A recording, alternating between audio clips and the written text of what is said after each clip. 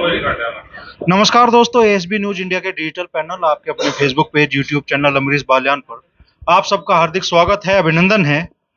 केंद्रीय मंत्री डॉक्टर संजीव बालियान की आज तीसरे दिन की कांवड़ यात्रा पूरी हो गई है। मुजफ्फरनगर जनपद में आज ये कांवड़ यात्रा दाखिल हो गई। जगह जगह इस यात्रा का स्वागत हुआ और अब जहां ये यात्रा रुकी हुई है बरला में, वहां शिष्टाचार भेंट कह लीजिए वो करने के लिए पहुंचे हैं बिजनौर सांसद मलूक नागर जी। तो नागर जी, एक केंद्रीय मंत्री शायद पहली बार सैकड़ों समर्थकों के काफिले के साथ, एक बड़े काफिले के साथ में सड़कों पे चल रहे हैं, भोले बने हैं अभी, और एक क्या करने के लिए सड़कों पे उतरे हैं, क्या करना चाहिए? देखिए, संजीव बालियान जी धरती पुत्र और किसान पुत्र हैं और मैं पार्लियामेंट में इनको देखता हूं। जब इनके मंत्रालय की कोई बात आती है, जब ये बोलते हैं तो उस बोलने में किसान के प्रति दर्द इनके हमेशा दिखता है। और हम जैसे लोग जो पहली बार संसद में आए हैं उनको भी कई बार बहुत प्रोत्साहन करते हैं कि भाई जो जनहित की बात है, जो किसान हित की बात है, आप लोगों को पूछते हो तो हमें अच्छा लगता है। तो इनको हम अप्रिशिएट करते हैं। हमेशा ये देश के जो देश हित और जनहित में जो बात होती हैं, बालियान साहब आगे आकर के हमेशा उन चीज़ों को सपोर्ट करते हैं। और उसी का कारण है कि देश स्तर पे आज जो किसान समाज में इनका जो एक्सेप्टेंस हुई है और जो देश की राष्ट्रीय पार्टी बीजेपी में भी ये भली भांति इस बात से ऊपर तक लोग जानते भी हैं और सहमत भी हैं, और इसीलिए इनको मंत्रालय नवाज करके रखा गया है। और राजस्थान में हो चाहे हरियाणा में हो, जब भी कहीं किसानों की कोई बात आती है तो हमेशा इनको लगाया जाता है और ये हमेशा देश हित और जनहित में काम करते हैं। और जहां तक बात यूसीसी की है, ये सही बात है।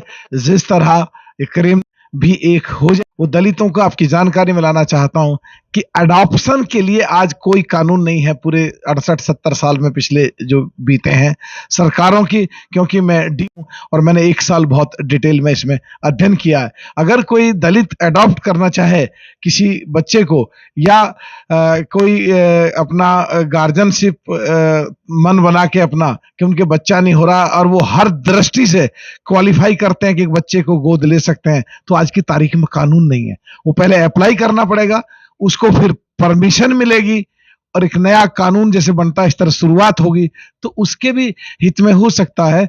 और जो गोवा में है, जहां एक हिंदू 2 शादी करता है, उससे भी संबंधित है। सिख समाज में भी, ईसाई समाज में भी, मुस्लिम समाज में भी, जैन समाज में भी बहुत सारी चीजें ऐसी हैं जो फायदे में हैं, और बहुत सारी चीजें ऐसी हैं जहां कहीं ना कहीं लोगों में कंफ्यूजन है। तो हम और हमारी पार्टी भी ये मानती है कि अगर एक कानून होएगा पूरे देश में तो देश मजबूत होगा।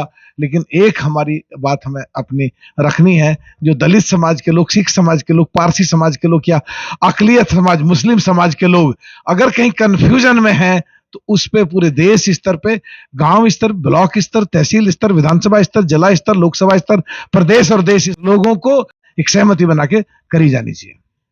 जैसा आपने कहा कि मुस्लिम तबके के लोगों में खास तौर पे इसे लेकर बड़े सवाल उठ रहे हैं, और all India Muslim personal law board ने तो खास तौर पे एक क्या कहते हैं, बार कोड भी जारी कर दिया कि लोग उसमें अपनी राय मशवरा दें। देखिए, इसमें हमेशा ये होता रहा है और अलग अलग धर्मों में हमेशा अलग अलग तरह की चीज़ें होती हैं, और विविधता में एकता हमारे देश की एक खूबसूरती और एक ब्यूटी रही है। हर किसी को आज़ादी है अपने भाव, अपनी सोच, अपने चाहत को अभिव्यक्त करने की। तो लोग बात कर रहे हैं, ये सही बात है, पर हम सरकार को भी या लॉ कमीशन को भी आगे उठ के आना चाहिए और एक आम सहमति कैसे बने इस पे काम जरूर करना चाहिए। और मुझे लगता है कि पूरे वर्ल्ड को अगर हम देखें, यूएस को देखें, यूके को देखें, यूरोप को देखें, और 1947 से लेकर 1952 तक बाबा अंबेडकर साहब के कॉन्स्टिट्यूट असेंबली की स्पीचेज को देखें, तो वो भी पक्ष धर रहे हैं।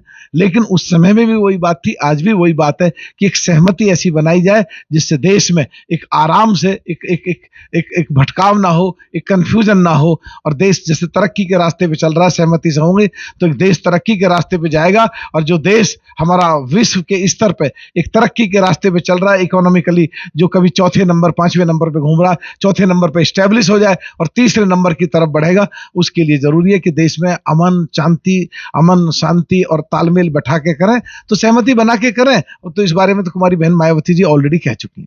अच्छा, माना जाता है कि लगभग 4 करोड़ कांवड़िया इस पूरी यात्रा को में शामिल होते हैं, और उन 4 करोड़ कांवड़ियों के माध्यम से जनमत तैयार करने की जो कोशिश है, मंत्री जी को उस बारे में क्या कहना चाहिए? देखिए, इसमें मैं ऐसा मानता हूं कि 4 करोड़ हों चाहे 6 करोड़ हों, इसमें सभी धर्म और जाति के लोग आगे आकर के बढ़ कर के, और कांवड़ियों को, और जो भोले के भक्त हैं, जो हमारे भारतीय संस्कृति के हिसाब से जिसको माना गया है, जो गंगा मैया को माना गया, जो भगीरथ के समय से माना गया है, उसमें मैंने देखा है। पिछली बार मैं मेरी लोकसभा बिजनौर में मीरापुर विधानसभा के गांव जौली में एक कुरैशी समाज, मुसलमान समाज के लोगों ने टेंट लगाया हुआ और हिंदुओं की सेवा कर रहे थे। आज भी हमारे मंत्री जी कह रहे हैं कि पीछे रास्ते में कुछ बहुत सारे लोग मुस्लिम समाज के लोग भी सेवा कर रहे थे। तो इसमें सभी जाति धर्म के लोग हैं, और एक अच्छा है, जैसे ईद मनाई जाती है और जैसे लोहड़ी मनाई जाती है सरदारों की,